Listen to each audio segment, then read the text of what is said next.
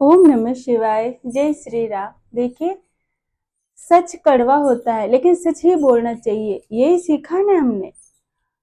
और जब प्रेमानंद जी महाराज ने सच बोल दिया तो सबको इतनी तकलीफ क्यों हो रही है, इतना विरोध क्यों हो रहा है। मैं खुद एक महिला हूं, लेकिन फिर भी जो गुरु जी ने बात बोली, गुरु प्रेमानंद जी महाराज ने, क्योंकि उन्होंने सत्य बोल दिया, तो क्या वो झूठ बोल रहे हैं? हम हमारी संस्कृति को भुला करके क्या विदेशी संस्कृति को नहीं अपना रहे? और यही हमारे कष्टों का कारण भी बन रहा है। आज आजादी के नाम पर क्या कर रहा है युवा, आज का यूथ क्या कर रहा है? पार्टियां करता है, नशीली पदार्थों का सेवन करता है, रात रात भर घर से बाहर रहते हैं।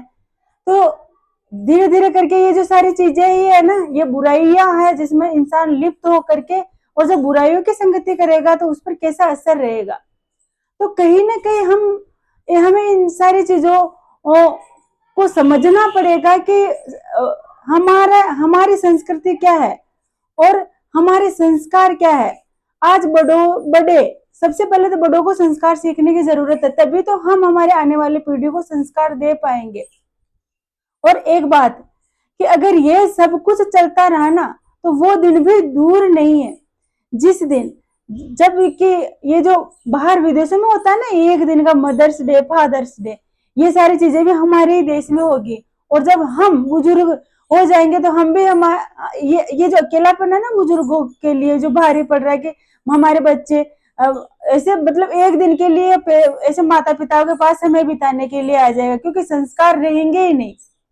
तो इसीलिए है ना, ये जो विदेशी संस्कृति को अपना रहे, सीखे ना विदेशी लोग। आप मतलब ये होता है ना कि जो समझदार होता है, जो मतलब खुद गलती करके सीख जाता है, और जो अति समझदार होता है वो दूसरों की गलतियों से सीखता है। अब इतनी विदेशी संस्कृति आपको अच्छी भा रही है, तो आप देखिए विदेशों में क्या शांति है, क्या सुकून है।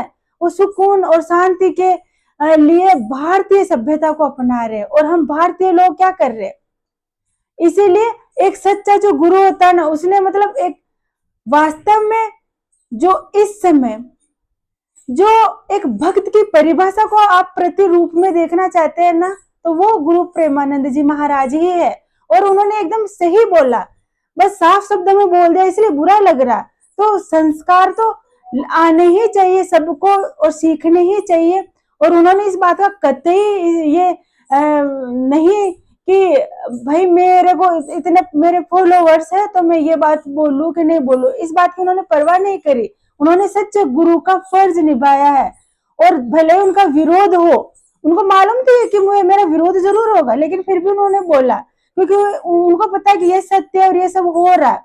तो उनकी बातों का विरोध करने के बजाय एक गुरु की भावनाओं को समझिए, उनको आगे का दिख रहा है, इसलिए आज वो बोल रहे हैं। और ये सारे मतलब गुण संस्कार सीखिए। हमारे देश की संस्कृति सबसे बेहतर संस्कृति है, और इसी को ही अपनाइए, तभी ये जो मुसीबतें आ रही है ना घर परिवार में, कभी नहीं आएगी। ओम नमः शिवाय। जय श्री राम।